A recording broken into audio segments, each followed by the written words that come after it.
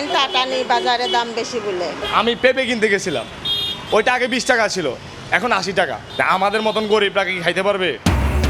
খরচের চাপে চিড়ে চ্যাপ্টা মানুষ, সঞ্চয় ভেঙে চলছে সংসার, বাজেটে স্বস্তি দিতে চায় সরকার, মূল্যস্ফীতি 7.5% নামানোর লক্ষ্য, পণ্যের উৎপাদন ব্যয় কমানোর তাগিদ। সচিবালয়ে প্রধানমন্ত্রীর সভাপতিত্বে চলছে একনেক সভা, আলোচনায় উঠেছে 9টি নতুন সহ 16 প্রকল্প, গুরুত্ব পাবে পদ্মা ব্যারেজ। 22 মে থেকে নওগাঁয় শুরু হচ্ছে আম দামানো, 2,500 কোটি টাকা বাণিজ্যের আশা। চলতি মাসেই বাজারে আসবে পাবনার চায়না 3 ও বোম্বে জাতের লিচু। ঈদ সামনে রেখে শেষ মুহূর্তের পরিচর্যায় ব্যস্ততা, সিরাজগঞ্জে প্রাকৃতিক উপায়ে চলছে পশু মোটা তাজাকরণ, গো খাদ্যের দাম বাড়ায় লাভ নিয়ে দুশ্চিন্তায় খামারি।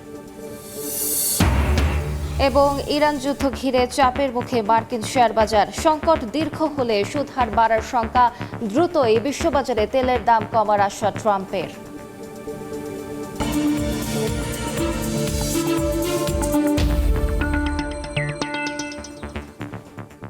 দেখছিলেন শিরোনাম। আমন্ত্রণ জানাচ্ছি দেশ ও দেশের বাইরের অর্থ বাণিজ্যের নানা খবর নিয়ে আমাদের নিয়মিত আয়োজনে সময়ের বাণিজ্যে আপনাদের সঙ্গে আছি আমি আলিশা ইসলাম। উচ্চ মূল্যস্ফীতির চাপে পড়ে আয় ব্যয়ের হিসাব মেলাতে না পেরে প্রতি মাসেই ভাঙতে হচ্ছে সঞ্চয়, করতে হচ্ছে ধার অথবা কমাতে হচ্ছে প্রয়োজন। প্রায় 5 বছর ধরে এভাবে চলা নিম্ন ও মধ্যবিত্ত পরিবারকে স্বস্তি দিতে চায় সরকার। আসছে বাজেটে আসতে পারে মূল্যস্ফীতিকে 7.5% বেঁধে রাখার লক্ষ্যমাত্রা। এই আকাঙ্ক্ষা পূরণে পণ্যের উৎপাদন ব্যয় কমানোর তাগিদ ব্যবসায়ীদের। সাইফুল ইসলামের রিপোর্ট। রিকশা মিস্ত্রি ইসমাইল তার প্রতিদিন কাটে অনেকের আয়ের পথ প্রশস্ত করে দিয়ে, অথচ নিজের রোজগার দৈনিক 700 টাকা, যা দিয়ে সামলাতে হয় 7 সদস্যের পরিবারের নিত্য দরকারি খরচ। আমরা যারা খেতে খাওয়ার মানুষ আছি তাদের অবস্থা একবারে খারাপ। শুধু ব্যয় বাড়েনি, তার মতো সাধারণ মানুষের আয়ও বেড়েছে। তাহলে কেন আয় ব্যয়ের হিসাব মেলাতে হিমশিম খেতে হচ্ছে? আমি পেঁপে কিনতে গেছিলাম, ওইটা আগে 20 টাকা ছিল, এখন 80 টাকা। আগে যেমন চালান লাগতো 20,000 টাকা, এই জায়গায় লাগে 30,000 টাকা। বাংলাদেশ পরিসংখ্যান ব্যুরো বিবিএস বলছে 2021 সালের জুলাইয়ে যে পণ্য কিনতে ব্যয় করতে হয়েছে 100 টাকা, গেল এপ্রিলে তার দাম ঠেকেছে 155 টাকা 82 পয়সায়। এ সময় অবশ্য মানুষের আয়ও বেড়েছে। 2021 সালের জুলাইয়ে কোনো মানুষের আয় 100 টাকা থাকলে বাড়তে থাকা মজুরি গেল এপ্রিলে তা হয়েছে 144 টাকা 71 পয়সা। সবকিছুর দাম বাড়তেছে কিন্তু আমাদের ইনকামের আয় আরো কমতেছে দিন দিন। এখানে টাটা নেই, বাজারে দাম বেশি বলে। এবার দ্রুত গতিতে বেড়ে যাওয়া সেই মূল্যস্ফীতির লাগাম টানতে আসছে বাজেটে তা 7.5% নামিয়ে আনার লক্ষ্যমাত্রা নির্ধারণ হতে পারে, এমন আভাসই দিয়েছে অর্থ মন্ত্রণালয়। যদিও বাস্তবতা বলছে 2022 সালের জুলাইয়ের পর গেল 45 মাসে একবারের জন্য 8% নিচে নামেনি ভোক্তা ব্যয় বাড়িয়ে দেয়া এই সূচক। খরচটা আগের চাইতে অনেকটা বেড়ে গেছে। তেল, মোবিল, কাঁচা বাজার, সংসার খরচ বাড়ছে না, সব কিছুর দামে তো একটু কষ্ট হয়ে যাচ্ছে। ব্যবসায়ীরা বলছেন ব্যাংক ঋণের উচ্চ সুদ হার, বেড়ে যাওয়া জ্বালানির দাম যেভাবে বাড়িয়েছে পণ্য উৎপাদন ব্যয়, তা কমাতে না পারলে মূল্যস্ফীতি নামবে না কাঙ্ক্ষিত পর্যায়ে। ইনফ্লেশন থেকে বেরিয়ে আসতে হয়, তাহলে কিন্তু আপনার প্রাইভেট সেক্টর ক্রেডিট ফ্লো যদি আপনি ঠিক করতে না পারেন, তাহলে কিন্তু আমরা এই সাপ্লাই শক থেকে বেরোতে পারবো না। সাধারণ মানুষকে ব্যয় বৃদ্ধির চাপ থেকে মুক্তি দিতে মুদ্রা, রাজস্ব ও রাজনীতি এই 3 দর্শন মিলিয়ে বাজার ব্যবস্থাপনাকে সাজানোর পরামর্শ দিচ্ছেন অর্থনীতিবিদরা। মুদ্রানীতি, রাজস্ব নীতি এবং বাজার ব্যবস্থাপনা, এই 3টি যে টুলস আছে এইগুলো যদি স্মুথ করা যায়, মূল্যস্ফীতি কাঙ্ক্ষিত মাত্রায় না গেলেও এটি নিয়ে আসলে কাজ করার সুযোগ আছে। মূল্যস্ফীতিকে বাগে আনতে গিয়ে যেন আয়ের পথ সংকুচিত না হয়, সেদিকেও খেয়াল রাখার তাগিদ সাধারণ মানুষের।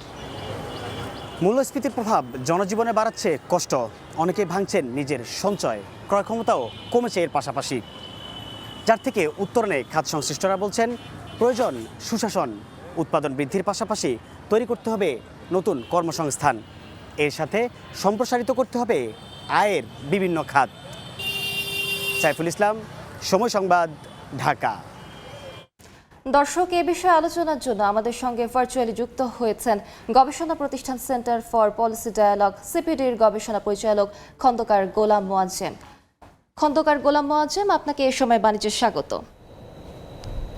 আমাদের বৈশ্বিক যে পরিস্থিতি এখন মধ্যপ্রাচ্যে সংঘাত চলছে, এরই মধ্যে সরকার একটি আসন্ন বাজেটের আকার ঘোষণা করেছে এবং তারা বলছে যে 7.5% নিচে মূল্যস্ফীতিকে তারা লাগাম টেনে ধরতে চাচ্ছে।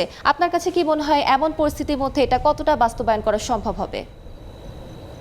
প্রথমত মনে রাখা দরকার যে 7.5% অনেক উচ্চ মূল্যস্ফীতি এবং সেইখানে আসাটাই এখন এক ধরনের শঙ্কার ভিতরে রয়েছে। অব্যাহতভাবে বিগত 3 থেকে 4 বছর বা তারও বেশি সময়কাল ধরে 6% উপরে মূল্যস্ফীতি থাকা, এটা জনগণের জন্য একটা বড় দুর্ভোগ। কেননা তার পক্ষে প্রতিনিয়ত আসলে সঞ্চয় করা সম্ভব হচ্ছে না এবং উত্তরোত্তর সঞ্চয় শেষ হয়ে এখন তার নিয়মিত আয় দিয়েই তার ব্যয় মেটাতে হয়, যেখানে তার মজুরি বাড়ছে না, আয় বাড়ছে না সেই অর্থে। সুতরাং এটা একটা বড় রকমের দুশ্চিন্তা। সুতরাং সরকার যে টার্গেট ঘোষণা করেছেন 7.5% নেবেন, এটা সরকার চেষ্টা করতে পারেন, কিন্তু মনে রাখা দরকার যে বৈশ্বিক যে জ্বালানি যে চ্যালেঞ্জ এবং যে সমস্ত প্রেডিকশন রয়েছে জ্বালানি মূল্যের ক্ষেত্রে আগামী বছর জুড়ে, তাতে খুব বেশি কমে আসবে বলে মনে হয় না। এবং যুদ্ধের যে অনিশ্চয়তা, সেটাও হয়তো আরও বেশ কিছুকাল থাকবে এবং আরও বেশ কিছুদিন এটার অনিশ্চয়তা থাকবে। ফলে বৈশ্বিক জ্বালানি বাজারে খুব দ্রুত একটা পরিস্থিতি আসবে সেটি না। ফলে জ্বালানি জনিত যে সমস্ত চাপগুলো সেটা অর্থনীতির উপরে আসবে। জি, আরেকটি বিষয় যে বিশ্লেষকরা তো বলছেন যে এটি একটি উচ্চ লক্ষ্যমাত্রার বাজেট হতে পারে। আপনার কাছে কি মনে হয় এটাকে জনবান্ধব করার জন্য কি কি পদক্ষেপ নেওয়া যেতে পারে? নতুন একটি সরকার সবসময় চান যে অন্তত প্রথম বছর সরকারের যে সমস্ত রাজনৈতিক অঙ্গীকার থাকে সেটিকে তারা টার্গেট করতে চান। তো এই সরকারও তার জনবান্ধবমূলক বেশ কিছু কর্মসূচি ইতিমধ্যেই নিয়েছেন, শুরু করেছেন। সমস্যা হচ্ছে এই সরকারের হাতে পর্যাপ্ত রাজস্ব নেই, যেটাকে আমরা ফিসক্যাল স্পেস বলি, সেটা যথেষ্ট নেই। সুতরাং এর ভিতরে অনেক বেশি বড় বড় প্রকল্প বাস্তবায়ন করাটা হিতে বিপরীত হতে পারে এবং এর কারণে মূল্যস্ফীতি হতে পারে। এবং এর ভিতরে যেহেতু আবার কৃষি উৎপাদনে, বিশেষ করে বোরোর উৎপাদনে আমরা একটা ধাক্কা খেলাম, সুতরাং আগামীতে খাদ্য সরবরাহজনিত কারণেও এক ধরনের মূল্যস্ফীতি বৃদ্ধি হতে পারে। ফলে মুদ্রা সরবরাহজনিত মূল্যস্ফীতি এবং খাদ্য সরবরাহজনিত মূল্যস্ফীতি যদি দুটো একসাথে হয়, তাহলে কিন্তু দেশের জনগণের জন্য ভোগান্তি বাড়তে পারে। সুতরাং সেই জায়গাতে সতর্কভাবে এগোনোটাই প্রয়োজন। সেক্ষেত্রে বেকারত্ব হ্রাস কিভাবে করা যেতে পারে? এই মুহূর্তে আসলে সরকারের জন্য যেটা সবচেয়ে গুরুত্বপূর্ণ, সেটা হলো বেসরকারি খাত যাতে পর্যাপ্তভাবে ব্যাংক ব্যবস্থা থেকে ঋণ পায়। কিন্তু সরকারের রাজস্ব সংকট বা ঘাটতির কারণে সরকার ব্যাংক ব্যবস্থা থেকে ঋণ নিচ্ছেন, এটা বেসরকারি খাতের জন্য ঋণ প্রাপ্তির জন্য আবার একটা আঘাত হয়ে দাঁড়িয়েছে। সুতরাং সরকারের চেষ্টা করা উচিত সরকারের বাজেটীয় ব্যয় এটা যতটা সম্ভব একটা সীমিত আকারের ভিতরে রাখা, যাতে বেসরকারি খাত ব্যাংক ব্যবস্থা থেকে ঋণ পেতে পারে এবং একই সাথে দেশীয় এবং বৈশ্বিক বিভিন্ন উৎস থেকে বিভিন্ন ব্যাংক বা মাল্টিল্যাটারাল ব্যাংকগুলো যাতে ব্যাংক ব্যবস্থায় আরও বেশি ফান্ড ইনজেক্ট করে, যেটা কিনা বেসরকারি খাতে ঋণ প্রবাহ হিসেবে বাড়তে পারে, সেদিকে নিশ্চিত করা দরকার।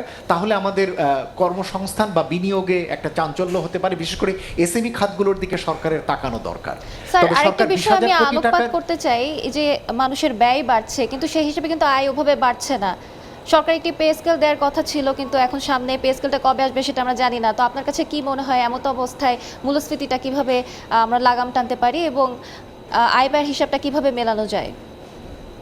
দেখুন, পে স্কেলের বিষয়টা মূলত সরকারি কর্মকর্তা বা কর্মচারী কেন্দ্রিক, কিন্তু দেশের বিপুল সংখ্যক জনগোষ্ঠী যারা বেসরকারি খাত এবং সেলফ এমপ্লয়েড এবং একেবারেই অন্যান্য ধরনের কাজে ইনফর্মাল সেক্টর এমপ্লয়েড রয়েছে, তারা কিন্তু এই পে স্কেলের সুবিধাভোগী না। তবে হ্যাঁ, মূল্যস্ফীতির কারণে বিগত 10 বছরে সরকারি খাতের কর্মকর্তাদেরও এই মুহূর্তে জীবন ধারণের ক্ষেত্রে একটা কষ্ট হচ্ছে, কিন্তু যেভাবে পে স্কেলের কমিশনের রিপোর্ট এসছে সেটা পূর্ণাঙ্গ বাস্তবায়নটি কষ্টকর এই মুহূর্তে। সরকার হয়তো একটি আংশিকভাবে সেটি হয়তো বাস্তবায়ন চিন্তা করতে পারেন, তবে তার থেকে গুরুত্বপূর্ণ হলো একটা বড় রকমের সংস্কার দরকার আছে। এত সংখ্যক সরকারি কর্মকর্তা দেশে প্রয়োজন আছে কিনা এবং এটা ধারাবাহিকভাবে আরও কিছুটা কমানো যায় কিনা, যাতে সরকারি খাতের আকার কলেবরটা কিছুটা সীমিত করা এবং তাদের প্রবৃদ্ধি বা উৎপাদনশীলতা বৃদ্ধি করা। কিন্তু বেসরকারি খাতের জন্য বেশি যেটা দরকার কর্মসংস্থান সৃষ্টি, যাতে মানুষজন কাজ পায়, মজুরি নিশ্চিত হয়, সেদিকে দেখা। এবং আরেকটা যেটি দরকার সামাজিক নিরাপত্তা কর্মসূচি, বিশেষ করে এই যে ট্রাক সেলগুলি বা সারা দেশে যে সমস্ত অন্যান্য সাপোর্ট সার্ভিসগুলো রয়েছে সরকারের, সেগুলো যাতে কলেবর বৃদ্ধি পায় সেটি সরকারের নিশ্চিত করা দরকার। আচ্ছা, আমরা দেখতে পাচ্ছি যে নিম্ন আয়ের মানুষ সবচেয়ে বেশি বিপাকে আছে, তো তাদেরকে সামাজিক সুরক্ষা দেওয়ার জন্য সরকার আসলে আসন্ন বাজেটে কি কি পদক্ষেপ নিতে পারে বলে আপনি মনে করেন? স্বাভাবিক যে সমস্ত প্রায় 140টির মতো সরকারের সামাজিক নিরাপত্তা কর্মসূচি চালু রয়েছে সেগুলো তো সরকার অব্যাহত রাখছেনই। উপরন্তু আমরা শুনছি সরকার ফ্যামিলি কার্ড দিচ্ছেন, কৃষি কার্ড দিচ্ছেন, হেলথ কার্ডের মতো দিচ্ছেন। এগুলো কিন্তু এক ধরনের সাপোর্টিভ মেজার হিসেবে কাজ করতে পারে, কিন্তু আমরা মনে করি যে এই কার্ডগুলো এখনই পূর্ণভাবে বাস্তবায়নের মতো সরকারের আর্থিক সামর্থ্য নেই। সুতরাং এই জায়গাটিতে সরকার হয়তো পাইলট ভিত্তিতে এগুলো প্রচলন করে দেখতে পারেন যে এগুলো কতটা কার্যকরীভাবে মানুষের জীবনযাত্রা মান উন্নয়নে কাজ করছে। উপরন্তু সরকারের হয়তো প্রয়োজন পড়বে যাতে আমদানি নিশ্চিত করা, বিশেষ খাদ্যশস্য আমদানির হয়তো প্রয়োজন পড়বে মনে হচ্ছে, যেভাবে বোরোতে টান পড়লো, এবং এই মুহূর্তে আমনের ক্ষেত্রেও একটা চ্যালেঞ্জ রয়েছে। সুতরাং খাদ্যশস্য আমদানির ব্যাপারটাও সরকার যেন নজরে রাখেন আগামী দিনগুলোতে। সঠিক ভুক্তভোগীদের কাছে এইসব সেবাগুলো পৌঁছানোর জন্য আসলে কি পদক্ষেপ গ্রহণ করা প্রয়োজন বলে আপনি মনে করেন? একটা তো হলো যে সরকার যাতে রাজনৈতিক বিবেচনায় নামভুক্তির বিষয়টি থেকে বেরিয়ে আসতে পারেন, এটা করাটা কষ্টকর, কেননা একটা সরকার অনেকদিন পরে এসছে, সুতরাং স্থানীয় রাজনৈতিক নেতাদের কাছে এলাকার মানুষের অনেক প্রত্যাশা, কিন্তু সেই জায়গাটা থেকে বেরিয়ে এসে ত্রুটিমুক্তভাবে যদি একটি লিস্ট করা যায় যারা প্রকৃত গরিব, প্রকৃতভাবে যারা দরিদ্র, তাদেরকে যদি লিস্টের ভিতরে নিয়ে আসা যায় এবং সেই অনুযায়ী তাদেরকে যদি এই সমস্ত সামাজিক কর্মসূচির ভিতরে অন্তর্ভুক্ত করা যায়, এবং যারা এর সঙ্গে যোগ্য না কিন্তু অলরেডি অন্তর্ভুক্ত হয়ে আছে তাদেরকে বাদ দেওয়া হয়। ইতিমধ্যে বাদ দেওয়া হয়েছে, পূর্ববর্তী অন্তর্বর্তী সরকারের সময় একটা বড় বাদ দেওয়া হয়েছে, আর তারপরে হয়তো আরও কিছুটা ত্রুটিমুক্ত করার জন্য আরও কিছু সংযোজন বিয়োজনের প্রয়োজন পড়বে। এই কাজগুলো যত দ্রুত করা যাবে এবং ডিজিটালি যত দ্রুত মানুষের কাছে এই সহায়তাগুলো পৌঁছে দেওয়া যাবে, তত মানুষ এর মাধ্যমে উপকৃত হবে। আর আরেকটা বিষয় জানতে চাই যে একটু আগে আমরা প্রতিবেদনে যেমনটি দেখছিলাম সহকর্মী বলছিল যে উৎপাদন ব্যয় কমানোর দিকে আলোকপাত করছেন ব্যবসায়ীরা। আপনার কাছে কি মনে হয় মূল্যস্ফীতি যদি কমাতে হয় সেক্ষেত্রে উৎপাদন ব্যয় কমানোর পাশাপাশি আর কি পদক্ষেপ নিতে পারি আমরা? দেখুন, উৎপাদন ব্যয় কমানো বলাটা যত সহজ ততটা সহজ আসলে বাস্তবে করাটা ততধিক কঠিন। মনে রাখা দরকার যে যে কোনো পণ্য উৎপাদনের ক্ষেত্রে আমাদের আমদানি করা কাঁচামালের উপর নির্ভর করতে হয়। এখন আমদানি ব্যয় অনেক বেশি, ডলারের মূল্য বৃদ্ধির কারণে এর একটা চাপ রয়েছে। উপরন্তু অভ্যন্তরীণ বাজারে, অভ্যন্তরীণ পর্যায়েও যে ব্যাংক থেকে সুদের হার সেটা অনেক বেশি, যেটা ব্যবসায়ীদের জন্য একটা মাথা ব্যথার কারণ। উপরন্তু লাইসেন্স রেজিস্ট্রেশন সব পর্যায়ে যে ঘুষ দুর্নীতির কারণে তাকে বেশি ব্যয় করতে হয়, সেটাও কিন্তু তার ব্যয়ের ভিতরে এর একটা রিফ্লেকশন পড়ে। এবং একই সাথে উচ্চ মূল্যস্ফীতির জন্য মজুরি ব্যয়, এগুলোও কিন্তু একটা বড় চাপ সামগ্রিকভাবে উৎপাদন ব্যয়ের জন্য। সুতরাং এই জায়গাগুলোতে সরকার ব্যবসা পরিবেশ নিশ্চিত করার মাধ্যমে যদি সুদের হার কমানোর জায়গাটিতে নিশ্চিত করেন, ব্যাংক থেকে সুদের হার যদি 1% সুদে নিয়ে আসা যায় সেটির দিকে তাকান, ট্রেড লাইসেন্স রেজিস্ট্রেশন এখানে যদি ঘুষ দুর্নীতি কমানো যায়, যে ধরনের জ্বালানি সরবরাহ এগুলো যদি সহায়ক মূল্যে, উচ্চ মূল্যে না দিয়ে সহায়ক মূল্যে যদি এগুলো সরবরাহ করা হয়, তাহলে অনেক বেশি আসলে উৎপাদন ব্যয় কমে আসার সুবিধা রয়েছে। কিন্তু সরকার এই সমস্ত জিনিসগুলো করার ক্ষেত্রে এখনও খুব কার্যকর ভূমিকা নিতে পারেননি। ফলে যেটা হয় যে আমাদের দেশে যে কোনো পণ্যেরই উৎপাদন ব্যয় পার্শ্ববর্তী যে কোনো দেশের চেয়ে অনেক বেশি পড়ে, এবং তার কারণে আমাদের জনগণকে এর ভুক্তভোগী হতে হয়। স্যার, আপনাকে অসংখ্য ধন্যবাদ আমাদেরকে এত গুরুত্বপূর্ণ তথ্য জানাবার জন্য। আপনাকে ধন্যবাদ। আমাদের সঙ্গে যুক্ত হয়েছিলেন সিপিডির গবেষণা পরিচালক খন্দকার গোলাম মোয়াজ্জেম। প্রধানমন্ত্রী তারেক রহমানের সভাপতিত্বে চলছে একনেক সভা। এই মুহূর্তে সচিবালয়ে আছেন সহকর্মী মুরসালিন হক জুনায়েদ। সরাসরি যাচ্ছি তার কাছে।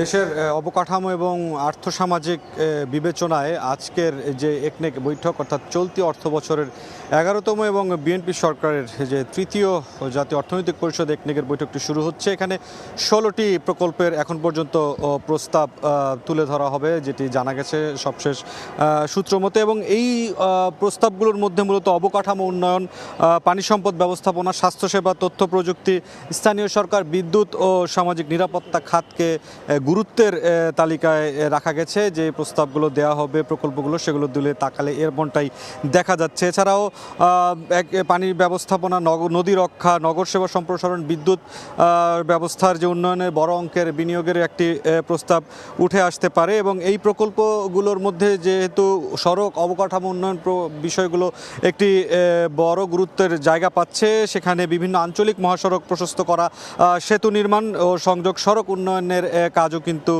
এই প্রকল্পগুলোর অন্তর্ভুক্ত হিসেবে থাকছে। এছাড়াও মূলত বিএনপির যে নির্বাচনী প্রতিশ্রুতি যেটি ছিল যে পদ্মা ব্যারেজের তারা নির্মাণ করবে এমন একটি প্রতিশ্রুতি তারা নির্বাচনে দিয়ে এসেছিল, এবং সেই প্রতিশ্রুতি অনুযায়ী যেটি দেখা গেছে যে আজকের এই একনেক সভায় পানি সম্পদ মন্ত্রণালয়ের অধীনে পদ্মা ব্যারেজের যে প্রকল্পের যে প্রস্তাব সেটিও কিন্তু উত্থাপন হবে, এবং পরবর্তীতে বৈঠক শেষে যেই আনুষ্ঠানিক ব্রিফিংটি হবে সেখান থেকে বিস্তারিতভাবে জানা যাবে যে বরাদ্দের পরিমাণ কত হলো এবং কতগুলো প্রকল্প অনুমোদন পেল। এই ছিল এখন পর্যন্ত সচিবালয় থেকে সবশেষ পরিস্থিতি। সরাসরি যুক্ত ছিলাম সচিবালয়ে। এবার বন্দর বাণিজ্যের খবর।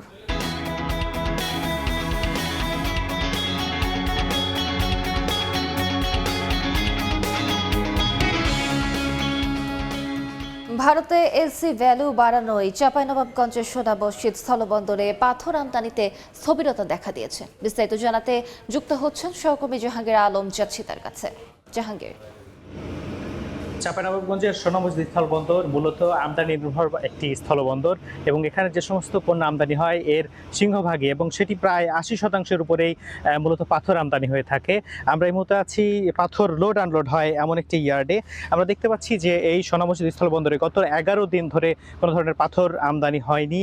এর কারণ হিসেবে আমদানিকারকরা বলছেন যে ভারতীয় যে কাস্টমস কর্তৃপক্ষ তারা হচ্ছে টন প্রতি যে এলসি ভ্যালু সেটি আসলে বৃদ্ধি করেছে $2, অর্থাৎ আগে যে $13 ছিল সেটি এখন $15 হওয়ার কারণেই গত 11 দিন ধরে চাঁপাইনবাবগঞ্জের এই সোনা মসজিদ স্থলবন্দর দিয়ে কোনো ধরনের পাথরবাহী ভারতীয় যে ট্রাক সেটি প্রবেশ করেনি। ফলে এই স্থলবন্দরে এক প্রকার এখন এই মুহূর্তে আসলে স্থবিরতা বিরাজ করছে, কোনো ধরনের কার্যক্রম নেই বললেই চলে। আমরা এই যে ইয়ার্ডগুলোতে আমরা এই মুহূর্তে রয়েছি সেখানেও গত এই 10-11 দিন আগেও আসলে কর্মচাঞ্চলতা ছিল। এখানকার শ্রমিকরা এবং ব্যবসায়ীরা ব্যস্ত সময় পার করছিলেন, কিন্তু এখন তারা একেবারেই তাদের কোনো কার্যক্রম নেই বললেই চলে। যেহেতু এখানকার 80% বেশি আমদানি কার্যক্রম, রপ্তানি কার্যক্রম নির্ভর করে পাথরকে কেন্দ্র করে, সেই পাথর আসলে আমদানি না হওয়ার ফলে এক প্রকার অলস সময় পার করছেন তারা, এবং তারা বলছেন যে এই অচল অবস্থা যদি চলতে থাকে তাহলে আসলে এই স্থলবন্দর এক প্রকার বন্ধ হয়ে যাবে, এমনটাই বলছেন তারা। এই বিষয়টি নিয়ে গত পরশু দিনও আসলে ভারতীয় রাজ্যের যে ভারতীয় সহকারী হাই কমিশনার তার সাথে আসলে সভা করেছেন এখানকার আমদানি কারকরা এবং চেম্বারের প্রতিনিধিরা। তিনি আসলে এই অচল অবস্থার আশ্বাস দিয়েছেন সমাধানের জন্য। এর পাশাপাশি আগামী কালকেও ভারতীয় যে রপ্তানিকারকরা রয়েছেন তারা একটি সভা করে এই বিষয়টি সমাধানের আশ্বাস দিয়েছেন। তো এই ছিল চাঁপাইনবাবগঞ্জের সোনা মসজিদ স্থলবন্দর থেকে পাথর আমদানি বন্ধের সর্বশেষ। সরাসরি যুক্ত ছিলাম চাঁপাইনবাবগঞ্জে। দেখছেন এ সময়ের বাণিজ্য।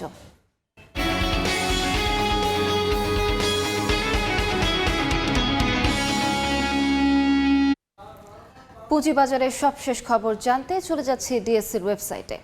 আজ আমরা ডিএসসির ওয়েবসাইটে যেমনটি দেখতে পাচ্ছি আজ সবগুলো সূচকে ঊর্ধ্বমুখী প্রবণতায় রয়েছে। আজ ডিএসসি এক্স ইন্ডেক্স অর্থাৎ প্রধান সূচক কিন্তু 26 পয়েন্টের কিছুটা বেশি বেড়ে দাঁড়িয়েছে 5256 পয়েন্টে, এবং ডিএসসি এস ইন্ডেক্স অর্থাৎ সরিয়া সূচক কিন্তু 4.5 পয়েন্টের কিছুটা বেশি বেড়ে দাঁড়িয়েছে 1068 পয়েন্টে। ডিএস30 ইন্ডেক্স অর্থাৎ বাছাকৃত সূচক 7 পয়েন্টের কিছুটা বেশি বেড়ে দাঁড়িয়েছে 1996 পয়েন্টে, এবং আজ যতগুলো কোম্পানি লেনদেন করেছে তার মধ্যে 233টি কোম্পানির শেয়ারের দাম বেড়েছে, কমেছে 82টি কোম্পানির শেয়ারের দাম, এবং অপরিবর্তিত রয়েছে 74টি কোম্পানির শেয়ারের দাম, এবং আজ টোটাল লেনদেন হয়েছে 294 কোটি টাকার কিছুটা বেশি।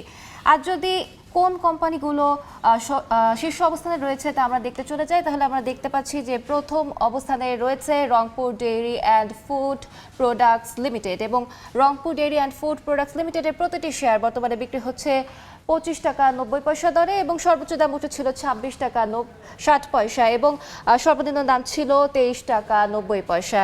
এবং দ্বিতীয় অবস্থানে যে কোম্পানিটি রয়েছে সেটি Navana pharmaceuticals PLC. Navana pharmaceuticals পিএলসির প্রতিটি শেয়ার বর্তমানে বিক্রি হচ্ছে 61 টাকা 90 পয়সা দরে, এবং গতকাল কিন্তু বিক্রি হয়েছিল 54 টাকা 40 পয়সা, এবং সর্বোচ্চ দাম উঠেছিল 64 টাকা 20 পয়সা, সর্বনিম্ন দাম ছিল 58 টাকা 50 পয়সা। তৃতীয় অবস্থানে যে কোম্পানিটি রয়েছে সেটি মনোসেরামিক ইন্ডাস্ট্রিজ লিমিটেড। মনোসেরামিক্স ইন্ডাস্ট্রিজ লিমিটেডের প্রতিটি শেয়ার বর্তমানে বিক্রি হচ্ছে 101 টাকা 90 পয়সা দরে এবং সর্বোচ্চ দাম উঠেছিল 103 টাকা। চতুর্থ অবস্থানে রয়েছে ভিএফএস ট্রেড ডাইং লিমিটেড। এছাড়াও পঞ্চম অবস্থানে রয়েছে লাভেলো। লাভেলোর প্রতিটি শেয়ার বর্তমানে বিক্রি হচ্ছে লাভেলোর বর্তমানে প্রতিটি শেয়ার বিক্রি হচ্ছে 82 টাকা এবং সর্বোচ্চ দাম উঠেছিল 82 টাকা 60 পয়সা, সর্বনিম্ন ছিল 69 টাকা 80 পয়সা। এই ছিল আমার কাছে ডিএসসির ওয়েবসাইট থেকে সবশেষ তথ্য।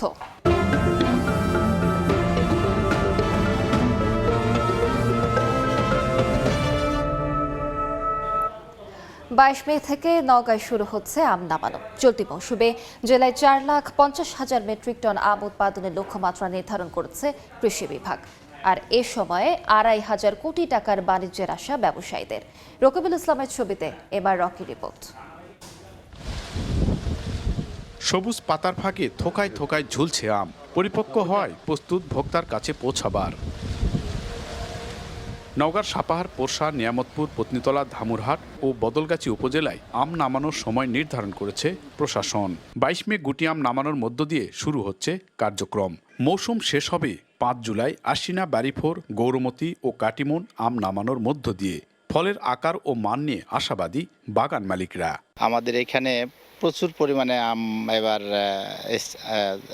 ধরেছে। এবার প্রোডাকশন আমাদের খুব ভালো আছে। 1 মাস পর আমাদের আম বেচা কেনা শুরু হবে। কোনো কৃষক যেন অপরিপক্ক আম পাড়তে না পারে এবং এটা হারভেস্ট করতে না পারে, এই জন্য আমরা প্রতিনিয়ত এই কৃষকের পাশাপাশি পরামর্শ দিয়েছি। সঠিক বাজার ব্যবস্থাপনা নিশ্চিতে ব্যবসায়ী ও বাগান মালিকদের সঙ্গে কয়েক দফা বৈঠক করেছে জেলা প্রশাসন। অপরিপক্ক আম বাজারজাত রোধে কঠোর নজরদারির কথা জানায় কৃষি বিভাগ। গুটি আম, সেটা আম সংগ্রহ শুরু তারিখ 22 মে। গোপাল ভোগ সেটা 30 মে। খিরসাপাত বা হিমসাগর আম সেটা 2 জুন। ব্যবসায়ীদের তথ্যমতে চলতি মৌসুমে এরই মধ্যে প্রায় 1,500 মেট্রিক টন আম রপ্তানির অর্ডার এসেছে। জেলা কৃষি বিভাগ বলছে চলতি মৌসুমে 31,500 হেক্টর জমিতে 4,50,000 মেট্রিক টন আম উৎপাদনের লক্ষ্যমাত্রা ধরা হয়েছে, যার বাজার দর ধরা হয়েছে প্রায় 2,500 কোটি টাকা। নওগাঁর নিয়ামতপুর আম বাগান থেকে এমআর রকি, সময় সংবাদ। পাবনায় 1 সপ্তাহ পর থেকেই বাজারে উঠতে শুরু করবে লিচু। চলতি মাসের শেষের দিকে বাজারে আসবে চায়না 3 ও বোম্বে জাতের লিচু। শেষ মুহূর্তে বাগান পরিচর্যায় ব্যস্ত সময় পার করছেন বাগানীরা। এবছর জেলায় 800 কোটি টাকা লিচুর বাণিজ্যের আশা করছে কৃষি বিভাগ। আসিফ মাহমুদের ছবিতে সবুজ মোল্লার রিপোর্ট। সুমিষ্ট ফল লিচুর ভারে নুয়ে পড়েছে গাছ। শেষ মুহূর্তের পরিচর্যায় ব্যস্ত বাগানীরা। পাবনায় দেশি জাতের লিচু সংগ্রহ শুরু হবে 17 মে থেকে। আর চলতি মাসের শেষে বাজারে আসবে চায়না 3 ও বোম্বে জাত। বাগান মালিকরা বলছেন আবহাওয়া অনুকূলে থাকায় ফলন ভালো হয়েছে। প্রাকৃতিক দুর্যোগ না হলে ভালো দামের আশা তাদের। লিচুর জন্য আমরা তাকাইছিলাম, আমরা এখন খুব খুশি। এখন লিচুর পিছনে আমরা ট্রিটমেন্ট করছি। প্রত্যেকটা বাগান মালিকই লাভবান হবে। আরেক বাজার লস খাইছে কৃষক, তার চেয়ে এখন দ্বিগুণ বেশি পাবে। কৃষি বিভাগ বলছে এবছর জেলায় 800 কোটি টাকা লিচু বাণিজ্যের সম্ভাবনা রয়েছে। এবছর আবহাওয়া অনুকূলে থাকায় গত বছরের যে লিচু চাষের ক্ষতির সম্মুখীন হয়েছিল, এবছর ফলন বেশি হওয়ায় আশা করছি যে তারা হাসি মুখ দিবে। কৃষি বিভাগের তথ্য মতে চলতি বছর পাবনায় লিচু উৎপাদনের লক্ষ্যমাত্রা ধরা হয়েছে 35,000 মেট্রিক টন। সবুজ মোল্লা, সময় সংবাদ, পাবনা। রাজশাহীতে এবার বোরো ধানের ফলন বেশ ভালো, কিন্তু সার, ডিজেল আর শ্রমিকের চড়া দামের বিপরীতে বাজারে মিলছে না আশানুরূপ দর। সরকার নির্ধারিত দামের চেয়ে খোলা বাজারে ধানের দাম অনেক কম হওয়ায় লোকসানের মুখে চাষিরা। আব্দুল সালামের ছবিতে মওদুদ রানার প্রতিবেদন। রোদ বৃষ্টি সঙ্গী করে মাঠের সোনালী ফসল ঘরে তোলার ধুম পড়েছে। রাজশাহীতে ধান কাটা ও মাড়াইয়ে ব্যস্ত সময় পার করছেন কৃষক। কৃষি বিভাগের তথ্য মতে জেলায় এরই মধ্যে 30% ধান কাটা শেষ হয়েছে, যেখানে প্রতি বিঘায় গড় ফলন 16 মণ। কৃষকদের দাবি, ডিজেল, বিদ্যুৎ, সার, বীজ ও শ্রমিকের মজুরি সহ উৎপাদন ব্যয় গত বছরের তুলনায় প্রতি বিঘাতে অন্তত ৫,০০০ টাকা বেড়েছে। তবে কৃষি বিভাগ বলছে ভিন্ন কথা। তাদের হিসেবে প্রতি কেজি ধানের উৎপাদন খরচ মাত্র ৩ পয়সা বেড়ে দাঁড়িয়েছে ৩২ টাকা ৯৯ পয়সায়। কৃষি বিভাগের এমন তথ্যে সরকার ধান সংগ্রহের মূল্য প্রতি কেজি ৩৬ টাকা নির্ধারণ করেছে। কৃষকের দাম বলছে না, দাম কম বলছে, পাইট লাগছে ডবল, ধরেন লেবার লাগছে বেশি, ব্যাপক খরচ, ধরেন ক্ষয়ক্ষতি ব্যাপক, লেবার বেশি লাগছে, আকাশের বর্ষণে ধান তুলতে পারছি না, ঠিক মতন ধান ডুবে যাচ্ছে, ধানের রং খারাপ হয়ে যাচ্ছে, ধানের বাজার কম। বাজারে স্বর্ণাসহ মোটা ধান ১,০০০ থেকে ১১০০ টাকা মন, বিড়ি ২৮ ও চিকন জাতের ধান ১২০০ থেকে ১৪০০ টাকায় কেনাবেচা হচ্ছে। কৃষকদের দাবি, সরকারের নির্ধারিত দাম ও উৎপাদন খরচের তুলনায় অনেক কমে বিক্রি করায় লোকসানে তারা। গত বছরের তুলনায় আমাদের এই বছরের খরচটা আনুমানিক হারে বিঘা প্রতি ৫,০০০ টাকার মতো বেশি। সারের দাম ধানের দামই কম। এমন সংকট মোকাবেলায় শুধু ধানের উপর নির্ভরতা কমিয়ে উচ্চমূল্যের ফসল চাষের পরামর্শ কৃষি কর্মকর্তার। আমাদের যতটুকু খাওয়ার জন্য প্রয়োজন ততটুকু আবাদ, বাকিটুকু অর্থনৈতিক যদি আয়ের বৃদ্ধির বিষয়টা বলি, তাহলে কৃষককে উচ্চমূল্যের ফসল আবাদ করতে হবে এবং একই জমিতে টানা বারবার আমরা ধান চাষ করতেও পরামর্শ দিই না। চলতি মৌসুমে রাজশাহী জেলায় ৬৮,৩০০ হেক্টর জমিতে বোরো চাষ হয়েছে, যা থেকে ৩,২৯,০০০ মেট্রিক টন ধান উৎপাদনের লক্ষ্যমাত্রা নির্ধারণ করেছে কৃষি বিভাগ। মওদুদ রানা, সময় সংবাদ, রাজশাহী। কোরবানির হাট উপলক্ষে সিরাজগঞ্জে প্রস্তুত করা হয়েছে প্রায় ৬ লাখ পশু। গোখাদ্যের দাম বাড়ায় লাভ হওয়া নিয়ে দুশ্চিন্তায় খামারি। অমৃত সেনের ছবিতে রিঙ্কু কুণ্ডুর রিপোর্ট। সকাল হতেই পরিচর্যার জন্য খামার থেকে এক এক করে বের করা হচ্ছে বড় আকারের গরু। এদের নামে রয়েছে বৈচিত্র্য। কোনোটির নাম বাহাদুর, কোনোটি কালামানিক, আবার কোনোটির নাম সুলতান। অনলাইনে এদের ছবি দেখে প্রতিদিন অনেক ক্রেতা আসছেন দেখতে ও কিনতে। কোরবানির হাট উপলক্ষে শেষ মুহূর্তের পশু পরিচর্যায় ব্যস্ত সময় পার করছে সিরাজগঞ্জের খামারিরা। পশু মোটা তাজা করা হচ্ছে প্রাকৃতিক উপায়ে। এবছর কোরবানির বাজারের জন্য জেলায় প্রস্তুত রয়েছে প্রায় ৬ লাখ পশু। বাজে কোনো ফিড, কোনো কীটনাশক, কোনো কেমিক্যাল দ্বারা গরু তৈরি করতেছি না। আমাদের কাঁচা ঘাস আছে, আর ভুসি, ছোলার ভুসি আছে, গমের ভুসি, আমরা আমন ছোলা বাঙ্গায়া এগুলো আমরা গরু খাওয়াই। এখন এবছর ৩৫০ কোটি টাকার পশু বাণিজ্যের সম্ভাবনার কথা বলছে প্রাণী সম্পদ বিভাগ। আমরা প্রায় ৬,১৭,৭২৩টার মতো আমরা এ পর্যন্ত কোরবানির জন্য গরু প্রস্তুত করে রেখেছি। প্রাণী সম্পদ বিভাগের তথ্য মতে সিরাজগঞ্জে ছোট বড় মিলে প্রায় ১৭,০০০ খামার রয়েছে। রিঙ্কু কুণ্ডু, সময় সংবাদ, সিরাজগঞ্জ। নতুন ৪ মডেলের স্মার্ট ওয়াশিং মেশিন বাজারে এনেছে ইলেকট্রিক্যাল ও ইলেকট্রনিক্স ব্র্যান্ড ওয়ালটন। মঙ্গলবার রাজধানীর ওয়ালটন কর্পোরেট অফিসে মডেলগুলোর উদ্বোধন করেন ওয়ালটন হোম ও কিচেন অ্যাপ্লায়েন্সের chief business officer Abdullah Al Junaid এবং ব্র্যান্ড অ্যাম্বাসেডর অভিনেত্রী জয়া আহসান। আরও ছিলেন ওয়ালটন হাইটেক ইন্ডাস্ট্রিজ পিএলসির chief marketing officer Zoheb Ahmed সহ ঊর্ধ্বতন কর্মকর্তারা। জানানো হয়, নতুন মডেলগুলোর মধ্যে রয়েছে আর্টিফিশিয়াল ইন্টেলিজেন্স বা কৃত্রিম বুদ্ধিমত্তা। মডেলগুলো কাপড়ের ধরন ও ওজন বুঝে স্বয়ংক্রিয়ভাবে উপযুক্ত ওয়াশ সেটিং নির্বাচন করে ব্যবহারকারীদের দেবে ঝামেলা মুক্ত অভিজ্ঞতা। এছাড়া মেশিনগুলো বিদ্যুৎ সাশ্রয় ও কম সময়ে দীর্ঘস্থায়ী পারফরমেন্স নিশ্চিত করবে বলেও জানায় প্রতিষ্ঠানটি।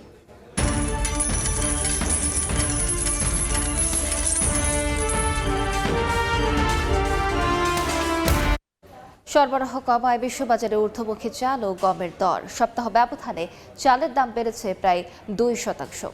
9.5% বেড়েছে গমের দর। ওঠানামা করছে চিনির বাজার, তবে যোগান বাড়ায় কমেছে কফির দাম।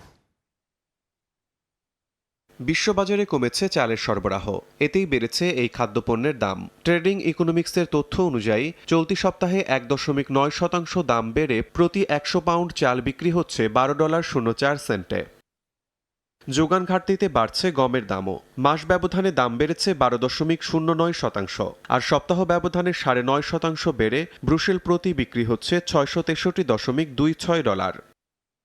দাম বাড়া কমার মধ্যেই ঘুরপাক খাচ্ছে চিনির বাজার। বর্তমানে বিশ্ববাজারে প্রতি পাউন্ড চিনি বিক্রি হচ্ছে $15.01।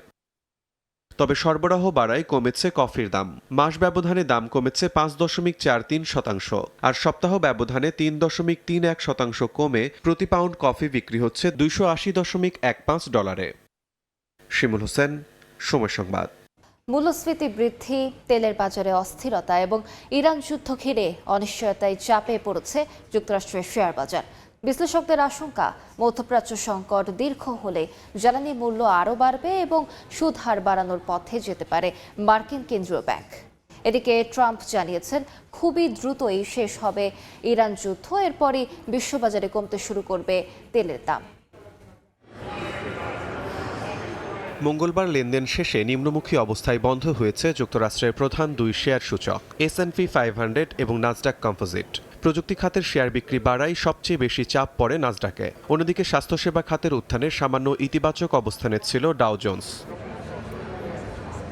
বিশ্লেষকরা বলছেন বাজারে নতুন উদ্বেগ তৈরি করেছে প্রত্যাশার চেয়ে বেশি মূল্যস্ফীতি। মধ্যপ্রাচ্যে যুদ্ধ পরিস্থিতির কারণে হরমুজ প্রণালী দিয়ে অপরিশোধিত তেল সরবরাহ ব্যাহত হওয়ায় জ্বালানির দাম বাড়ছে। এর প্রভাব পড়ছে পরিবহন, উৎপাদন এবং ভোক্তা ব্যয়ের উপর। ফলে সামগ্রিক মূল্যস্ফীতির চাপ আরও বাড়তে পারে বলে আশঙ্কা বিনিয়োগকারীদের। বাজারে এখন সবচেয়ে বড় প্রশ্ন হয়ে দাঁড়িয়েছে মার্কিন কেন্দ্রীয় ব্যাংক ফেডারেল রিজার্ভ সুদ হার কমাবে নাকি বাড়াবে। আগে বিনিয়োগকারীরা চলতি বছর সুদ কমার আশা করলেও এখন পরিস্থিতি বদলাচ্ছে, আর সেই আশঙ্কায় সবচেয়ে বেশি চাপে প্রযুক্তি কোম্পানিগুলোর শেয়ার। এদিকে বেইজিং সফরে যাওয়ার আগে ট্রাম্প জানান খুব দ্রুতই শেষ হবে ইরান যুদ্ধ এবং এরপরই বিশ্ববাজারে কমতে শুরু করবে তেলের দাম। শিমুল হোসেন, সময় সংবাদ। এ পর্যায়ে শীর্ষ সংবাদগুলো জানিয়ে দিচ্ছি আরেকবার। এখানে টাকা নেই, বাজারে দাম বেশি বলে। আমি পেঁপে কিনতে গেছিলাম, ওইটা আগে 20 টাকা ছিল, এখন 80 টাকা। আমাদের মতন গরিবরা কি খাইতে পারবে? খরচের চাপে চিড়ে চ্যাপ্টা মানুষ, সঞ্চয় ভেঙে চলছে সংসার। বাজেটে স্বস্তি দিতে চায় সরকার। মূল্যস্ফীতি 7.5% নামানোর লক্ষ্য, পণ্যের উৎপাদন ব্যয় কমানোর তাগিদ। সচিবালয়ে প্রধানমন্ত্রীর সভাপতিত্বে চলছে একনেক সভা। আলোচনায় উঠেছে 9টি নতুন সহ 16 প্রকল্প, গুরুত্ব পাবে পদ্মা ব্যারেজ। এবং 22 মে থেকে নওগাঁয় শুরু হচ্ছে আম নামানো। 2,500 কোটি টাকা বাণিজ্যের আশা। চলতি মাসেই বাজারে আসবে পাবনা চায়না 3 ও বোম্বে জাতের লিচু।